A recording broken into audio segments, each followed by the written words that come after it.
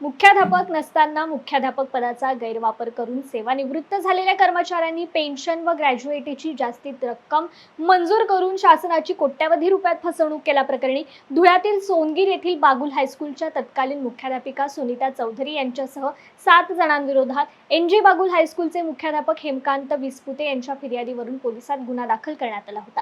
गुन्हा दाखल झाल्याच्या 1.5 महिन्यानंतर काही मंडळींनी दाखल गुन्हा रद्द करण्याची मागणी पोलीस प्रशासनाकडे केली आहे। मात्र सदरची मागणीच बेकायदेशीर असून या प्रकरणी पोलिसांनी तात्काळ आरोपींना अटक करावी अशी मागणी सध्याचे मुख्याध्यापक आणि तक्रारदार हेमकांत विस्पुते यांनी पोलीस प्रशासनाकडे केली आहे। पोलीस प्रशासन आता यावर काय भूमिका घेते याकडे सर्वांचे लक्ष लागून आहे। मुख्याध्यापक तथा प्राचार्य एनजी बागुल हायस्कूल सोनगीर येथे या पदावर कार्यरत आहे।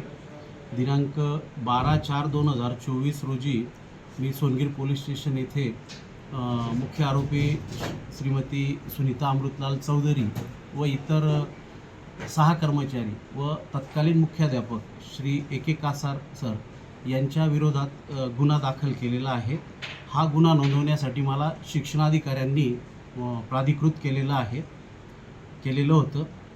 तर हा गुन्हा थोडक्यात असा होता की ह्या आमच्या शाळेच्या एनजी बागुल हायस्कूल आपलं सोनगीर विद्याप्रसारक संस्था सोनगीर या संलग्न कन्या विद्यालय होतं। ते कन्या विद्यालय बंद पडल्यानंतर सदर सर्व कर्मचारी हे मेहरबान न्यायालयात दाद मागितली। त्यांनी अंशतः निकाल त्या कर्मचाऱ्यांच्या बाजूने लागला, परंतु त्या ठिकाणी मेहरबान न्यायालयाने जे आदेश दिलेले होते ते आदेश तंतोतंत पालन करणं हे आपलं काम आहे।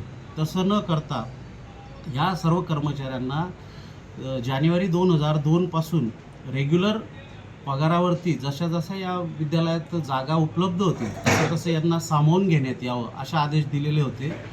या सदर कर्मचाऱ्यांना सर्व कर्मचाऱ्यांना मागील वेतन व सेवा ज्येष्ठता ही मिळणार नाही असे स्पष्ट आदेश असताना तत्कालीन मुख्याध्यापक श्री ए.के. कासार सर यांनी सदर कर्मचाऱ्यांना दिनांक 91 पासून मानवी वेतनवाढ देऊन आणि रेग्युलर पगार न देता म्हणजे त्यावेळेस 5500 ते 9000 ही वेतन श्रेणी असताना त्या जो कर्मचारी जानेवारी 2002ला लागला त्या कर्मचाऱ्याचं वेतन आपल्याला 6200 दिसतं आहे।